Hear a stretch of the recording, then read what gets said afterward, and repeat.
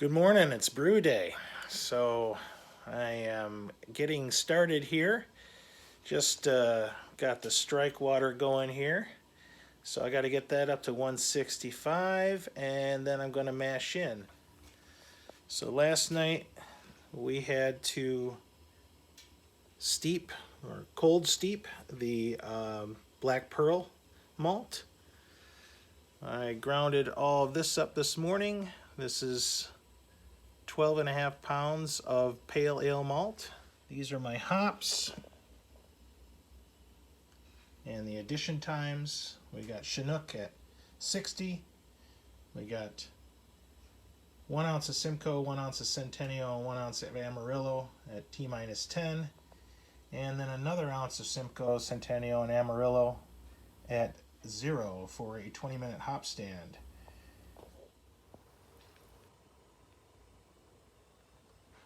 Here we are, getting the strike water up to 165 so we can mash in this morning. I've got a Dunkelweizen going. That's going to go on tap for my birthday in less than a month, my 50th. This right here, underneath the shirt, this is a Janet Brown Ale. This is a collaboration that I'm doing with Chop and Brew. All right, here we go, getting ready to mash in. I'll take this 12.5 pounds of pale ale malt and put it into 4 gallons of water.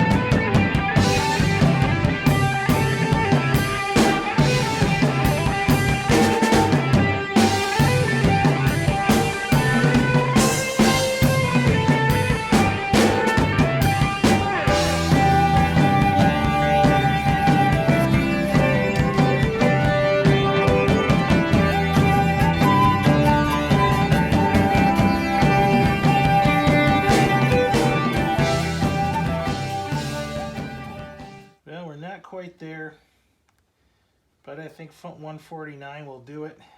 It's supposed to be maybe 151 to 153, but the grain down here is probably just a little colder. If I would have heated it up to maybe 167, 168, if I'd heat the strike water up to that, I probably would have got that, but I'm at 149. So that'll still do what we need it to do. So once you get everything mixed up, throw the top on, and it's time to wait. Time to wait and let it sit for an hour. All right, here we are, 60 minutes later, and we're draining off the first runnings. All right, you always have to have a hot scotchy every single time you brew. And today we're using a Glenlivet 15-year single malt. Now we're adding in the sparge water. Bring the temperature up to 170. And let that rest for 5 minutes. And then we'll draw off the second runnings and get it all into the boil kettle. All right, we're up to 6 gallons in the boil tank. The flame is on and we're set to go.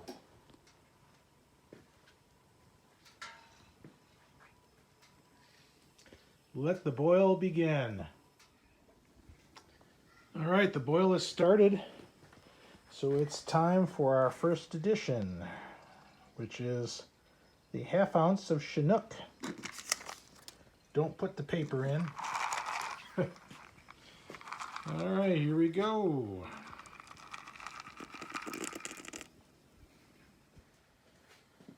All right, we got about 10 minutes left in the boil. So I've got an ounce of Simcoe, an ounce of Centennial, and an ounce of Amarillo to add at 10 minutes, and then I got to add the steeping liquid from the black pearl malt. So we're going to throw these in here first. Get that stuff in.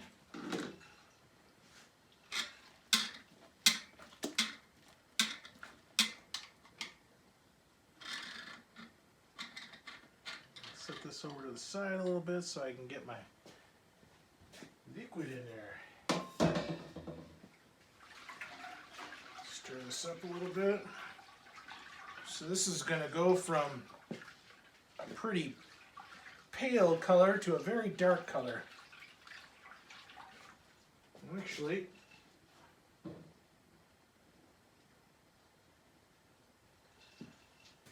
grab the camera. This is what it looks like right now.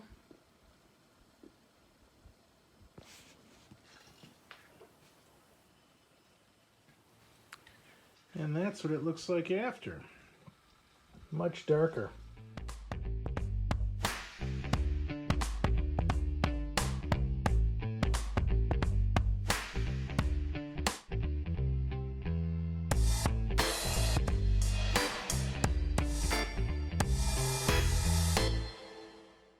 It's all set.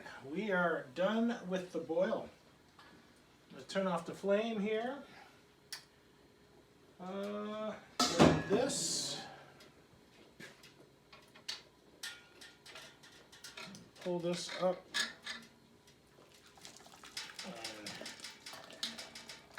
Get this sitting in here. And then the last thing we got to do is take the hops. The 3 ounces, 1 ounce of Amarillo, 1 ounce of Centennial, 1 ounce of Simcoe, and this is going to be going in for basically a hop stand for 20 minutes. So let me grab,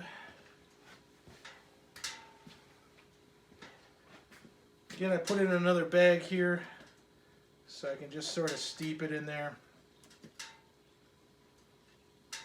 I don't like throwing my hops directly into the batch because then you gotta filter it all out. So we're gonna let that sit for 20 minutes and then get to cooling. So we have about 10 more minutes left on the hop stand. I'll show you a little something over here I got set up. We got a plate chiller and a small pump. I'm just going to set my pot up here. I'm going to attach this into the pump. We're going to run it through the plate chiller once. It's going to come out and go into my carboy. So we're going to have consistent cold water running through this thing from my faucet and coming out down there. So if this works really well, and the water's pretty cold today because it's a chillier day here, it's still winter time basically here in Wisconsin. So the water comes out fairly cold at about 55 degrees. So I'm hoping that it will go into the plate chiller at about 200 degrees and come out at about 80. If it comes out at 80, then I will just let it sit down here for a little bit and cool down, and I'll pitch the yeast between 65 and 70 degrees.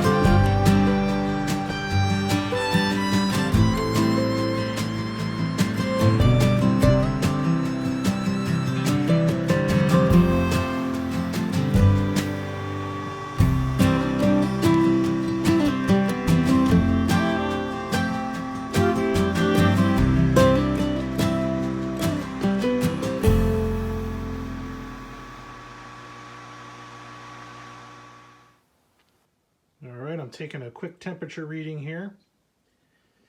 So let's see what we got. All right, went into the chiller at about 190 and came out at 68. Perfect. All right, so the last step is to add our yeast. This is my yeast starter. It's a 1400 milliliter yeast starter. We're using 1056, which is a Y yeast brand. It's a basic ale yeast strain. So basically all I want to do is just kind of take it and slowly pour it in. Now you have a little stir bar in the bottom of this flask. So you don't want to pour it in really quick, otherwise you're going to pour the stir bar in. I just go nice and slow.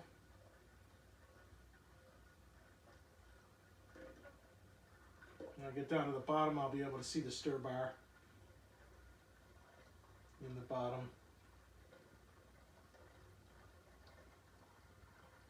There it is. We're all set. So the yeast is poured. I'm just going to take this shirt here, put it over the carboy. Some people will tell you that while the fermentation process is going, you don't want any light to get into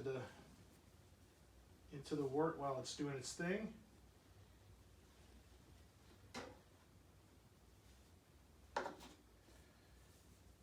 We are all set.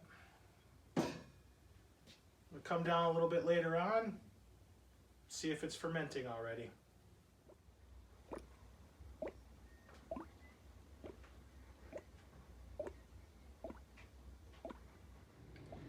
Well, that's going to about wrap it up for the brew day today. So after brew day, you have to have one of your other brews that you've made. Open up the little keezer here. Get myself a beer.